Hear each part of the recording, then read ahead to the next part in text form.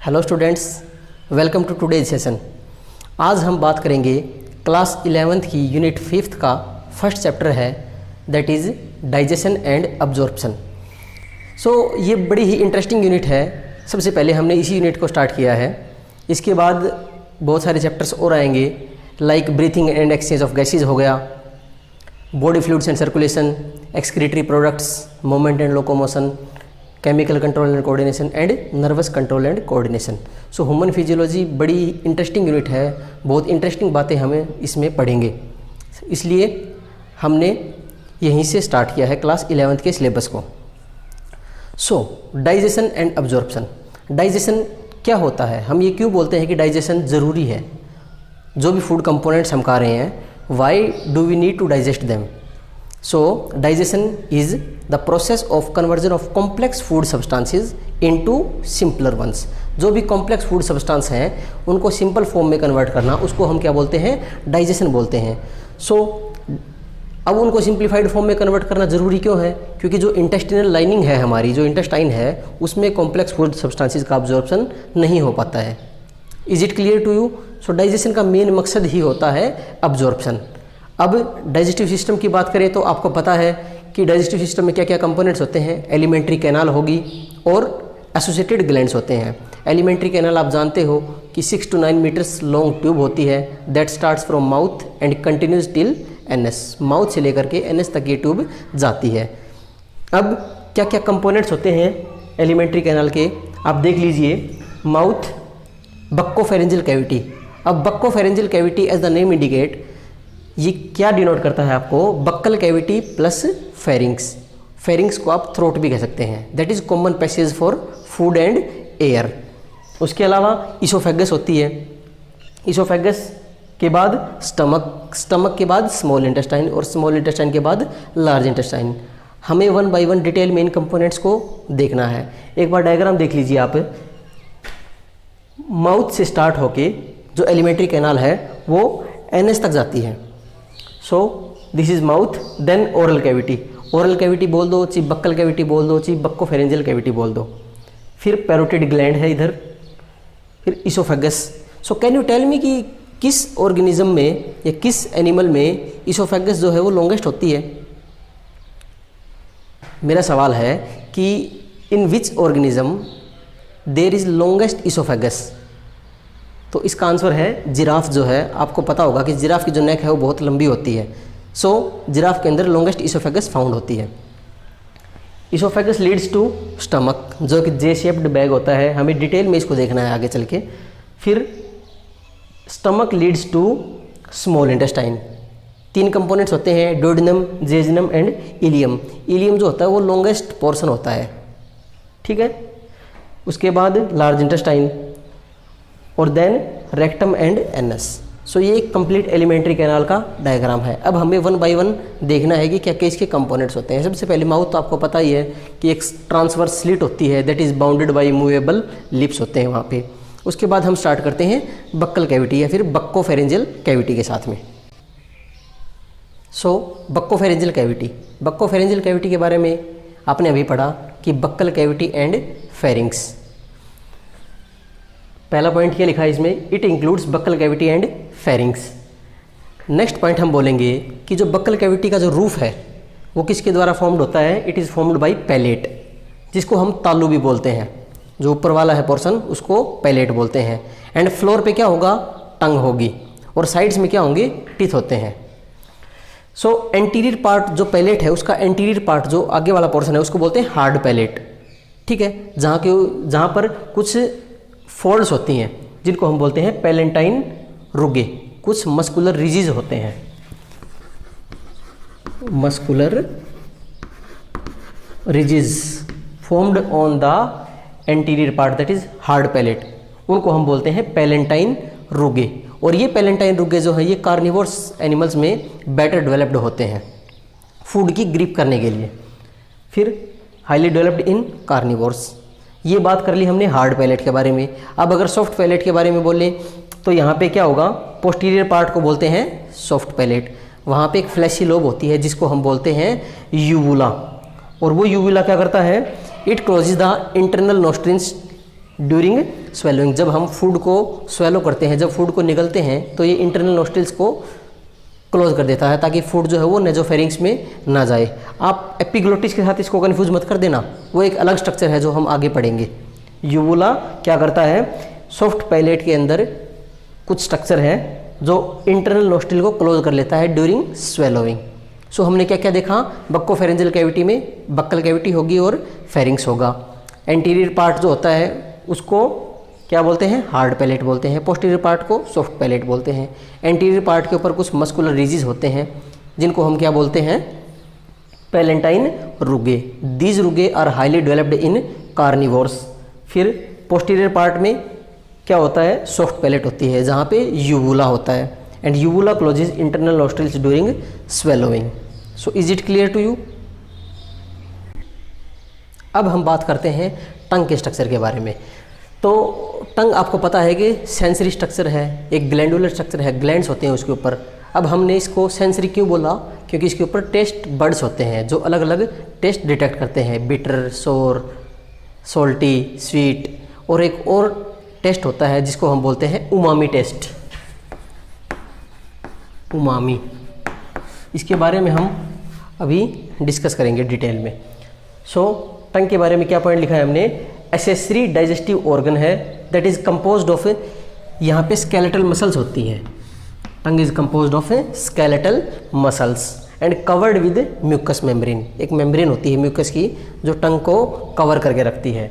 Next point, tongue is divided into symmetrical lateral halves.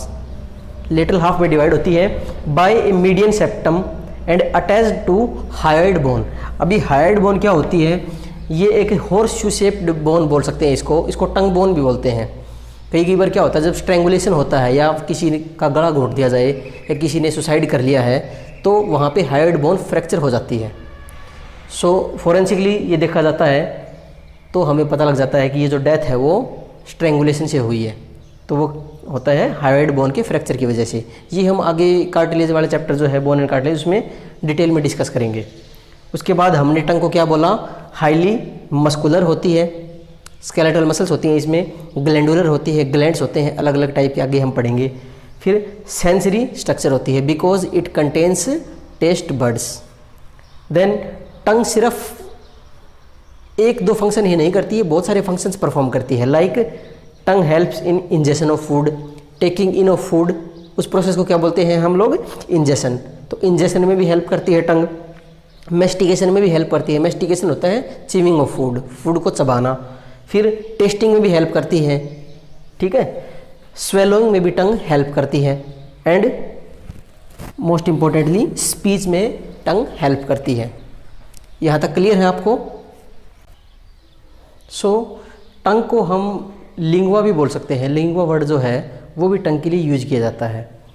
सो एक structure होता है, tongue is attached to floor of buccal cavity by structure known as lingual frenulum. Lingua word हमने बताया था टंग के लिए use किया जाता है।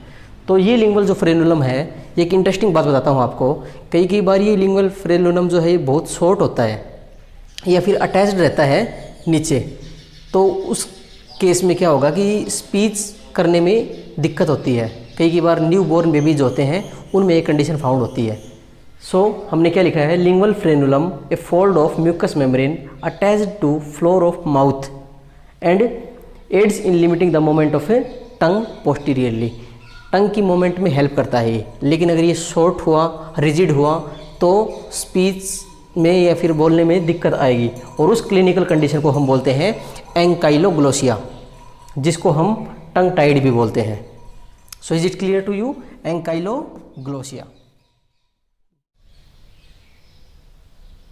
लिंगुअल फ्रेनुलम जो है आपकी एनसीईआरटी में भी मेंशन है ये चीज़, तो इतनी जानकारी तो बनती है क्योंकि आप एक नीट की तैयारी कर रहे हैं। सो इतनी जानकारी जो है आपको याद रखनी पड़ेगी।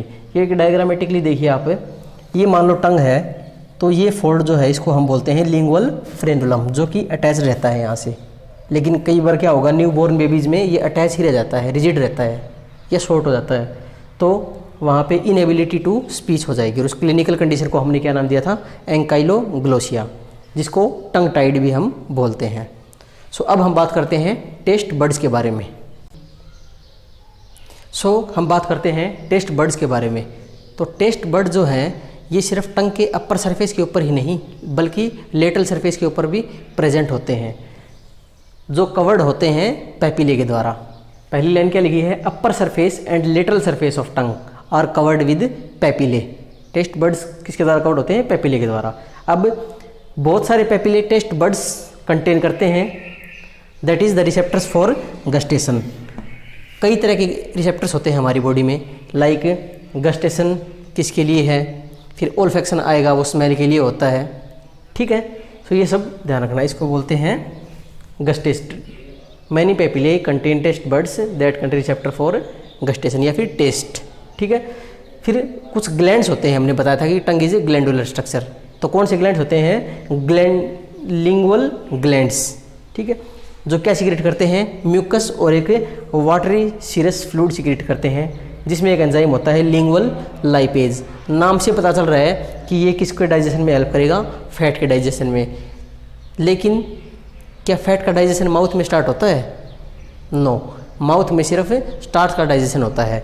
ये लिंगुअल लाइपेज क्या करेगा, सलाइवा के साथ मिक्स होके, अब सलाइवा के अंदर कौन सा एंजाइम होता है आपको पता होगा, सलेवरी अमाइलेज, जिसको हम टाइलिन भी बोलते हैं, डायस्टेज भी बोलते हैं। ये लिंगुअल लाइपेज सलाइवा के साथ मिक्स होकर के स्टमक तक पहुंचेगा और वहाँ पे अप्रोक्सीमेटली 20% फैट्स के डाइजेशन में हेल्प करता है। ये चीज़ आप ध्यान रखना। हमने क्या बोला, लिंगुअल ग्लैंड्स जो है ये सिक्रेट करते हैं एक म्यूकस और वाटरी सीरस फ्लूइड, जिसके अंदर लिंगुअल लाइपेज होता है। लाइपेज फैट को इंडिकेट करने वाले एंजाइम्स होते हैं नॉर्मली, लेकिन यहाँ पे फैट का डाइजेशन नहीं करता। क्यों, क्योंकि फैट का डाइजेशन माउथ में स्टार्ट नहीं होता है, माउथ में सिर्फ स्टार्च का डाइजेशन होता है, ठीक है। और सलेवरी अमाइलेज जो सलाइवा सिक्रेट करती है उसके साथ ये मिक्स होकर के स्टमक तक पहुँचता है और वहाँ पे अप्रोक्सीमेटली 20% फैट के डाइजेशन में ये हेल्प करता है। Is it clear to you? So papillae का जिक्र हम कर रहे थे, तो बहुत सारे पैपिले के अंदर टेस्ट बड्स होते हैं, लेकिन कुछ कुछ ऐसे पैपिले भी होते हैं जिनमें टेस्ट बड्स नहीं होते। आगे हम पढ़ेंगे, सर्कमवैलेट पैपिले होते हैं, फोलिएट पैपिले होते हैं, ठीक है। लेकिन एक होते हैं फिलीफॉर्म पैपिले। तो filiform papillae are the most abundant होते हैं, न्यूमरस होते हैं, और इनमें टेस्ट बड जो है वो अब्सेंट होते हैं। और ये जो पैपिले हैं फिलीफॉर्म पैपिले, ये कार्निवोर्स एनिमल्स में बहुत ज़्यादा डेवलप्ड होते हैं। अगर कार्निवोर्स एनिमल्स की आप बात करें, आपके घर पे कोई पेट होगा, कुत्ता या बिल्ली जो भी है आपके घर पे है, तो आप उसकी ज़बान जब उसको प्यार करते हैं, तो जैसे ही वो अपनी जीभ आपकी स्किन पे रगड़ता है तो आपको बहुत खुरदरा खुरदरा रफ सरफेस सा लगता है। अगर टाइगर और लायन की बात करें तो इनमें तो ये इतने डेवलप्ड होते हैं कि अगर अपने शिकार के ऊपर वो सिर्फ जीभ ही फेर दें तो ही वो उसकी चमड़ी को उधेड़ सकते हैं। These are filiform papillae. फिर पैपिले, हमारी जो टंग है उसके ऊपर बहुत सारे टेस्ट होते हैं, लाइक स्वीट टेस्ट हो गया, सॉल्टी, बिटर, सोर, और एक अलग टेस्ट की हमने बात की थी, that is umami taste. Umami एक जापानीज़ वर्ड है जिसका मतलब होता है एक्सट्रीमली डिलीशियस, ठीक है। जो भी चाइनीज़ प्रोडक्ट्स हैं उनमें ये डाला जाता है उमामी टेस्ट। और ये किसकी वजह से होता है, मोनोसोडियम ग्लूटामेट, MSG जिसको बोलते हैं, या इसको एजिनोमोटो पाउडर भी बोलते हैं। ये मार्केट में अवेलेबल है। आप जो भी चाइनीज़ डिशेज़ खाते हैं, लाइक मैगी वगैरह हो गया, या जो लोग मीट वगैरह खाते हैं, उनको भी इस टेस्ट के बारे में पता होगा। सो एक मेरा सवाल है आपसे कि हमारी जो टंग है उसके पास सारे टेस्ट बड्स हैं, तो कौन सा ऐसा टेस्ट है जो हमारी टंग नहीं बता पाती? ऐसा कौन सा फूड है जो हम डेली यूज़ करते हैं लेकिन हमें हमारी जो टंग है उसको उसके टेस्ट का नहीं पता? तो the answer is distilled water. जो डिस्टिल्ड वाटर है उसका जो टेस्ट है हमारी टंग नहीं बता पाती। सो ये एक टंग का डायग्राम बनाया है हमने। इसके ऊपर कुछ होते हैं लिंगुअल टॉन्सिल्स। टॉन्सिल्स होते हैं मास ऑफ लिम्फोइड टिश्यू। फिर अलग अलग तरीके के सर्कमवैलेट पैपिले हो गए, फिर फंजीफॉर्म हो गए, फिलीफॉर्म हो गए, और फोलिएट पैपिले होते हैं। सो अभी हम इनके बारे में देखते हैं डिटेल में। सो अब हम बात करते हैं type of papillae. Basically 4 type के होते हैं सर्कमवैलेट पैपिले, जो आपको दिख रहा है यहाँ पे भी। लार्ज होते हैं, अबाउट 12 होते हैं ये, और ईच ऑफ दीज पेपिले, इनमें से हर एक हाउसेज 100 to 300 टेस्ट बर्ड्स, 100 से 300 टेस्ट बर्ड्स होते हैं सरकमवायलेट पेपिले के अंदर। क्लियर है। नेक्स्ट वन है फंगीफॉर्म, नाम से पता चल रहा है फंजाई। सो मशरूम शेप्ड के होते हैं and scattered over the entire surface. आप देख सकते हैं ये फंगीफॉर्म है, ये एंटायर सरफेस के ऊपर स्कैटर्ड होते हैं। Is it clear to you. Next one foliate. Foliate कहाँ पे होते हैं, ये देखो लेटरल साइड्स के ऊपर इस तरीके से फोलिएट पेपिले होते हैं। And most of their taste buds, इनके जो मोस्टली टेस्ट बर्ड हैं फोलिएट पेपिले के, ये चाइल्डहुड में ही डिजनरेट हो जाते हैं। Most of their taste buds degenerate in early childhood. Last one is filiform papillae. Filiform हमने बताया था they do not contain taste buds and these are highly developed in carnivores. हमने बताया था जो टाइगर है, लॉयन है, ये अपनी जुबान से ही हमारी चमड़ी को उधेड़ सकते हैं। सो ये हो गए टाइप ऑफ पेपिले। अब हम बात करेंगे कौन कौन सी नर्व सप्लाई होती है यहाँ पे। सो अब हम बात करते हैं नर्व सप्लाई टू टंग। टंग में कौन कौन सी नर्व्स की सप्लाई होती है। क्रेनियल नर्व्स की हम बात करेंगे। बेसिकली क्रेनियल नर्व कौन सी होती हैं, जो ब्रेन से ओरिजिनेट होते हैं या फिर ब्रेन से आगे डिफरेंट पार्ट्स में जाती हैं। हम पढ़ेंगे उस नर्व्स को डिटेल से। 12 पेयर ऑफ क्रेनियल नर्व्स होते हैं ह्यूमन्स के केस में।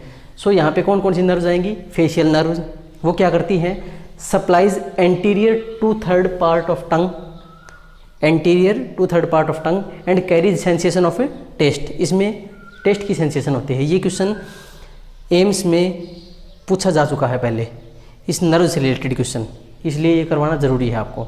फिर glossopharyngeal nerve, it supplies posterior 1/3 part of tongue and carries the sensation of taste. Next one trigeminal nerve, it carries sensation of pain, pressure, temperature. ठीक है। फिर vagus nerve supplies back of the tongue. And last one hypoglossal, it supplies muscles of tongue. और हमने अभी देखा था कि टंग में कौन सी मसल्स होती हैं। टंग में हमने पढ़ा था स्केलेटल मसल्स होती हैं। फिर ये वॉलंटरी मसल्स होती हैं या फिर इनवॉलंटरी मसल्स होती हैं। तो हमें पता है कि जो हमारी टंग की मूवमेंट है वो कॉन्शियस कंट्रोल में है हमारे, तो ये वॉलंटरी मसल्स होती हैं, वॉलंटरी मसल्स होती हैं।